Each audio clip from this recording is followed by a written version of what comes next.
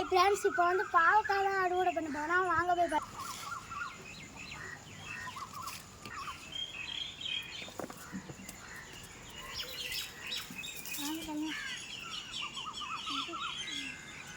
கூடு வச்சுருவோம்.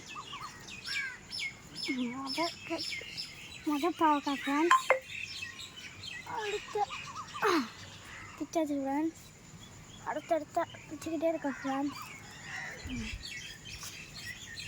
குட்டியாக இருக்குது, அப்புறமேட்டு பார்த்துக்கலாம். வேலை ஏறி பிக்கலாம் ஃப்ரெண்ட்ஸ்.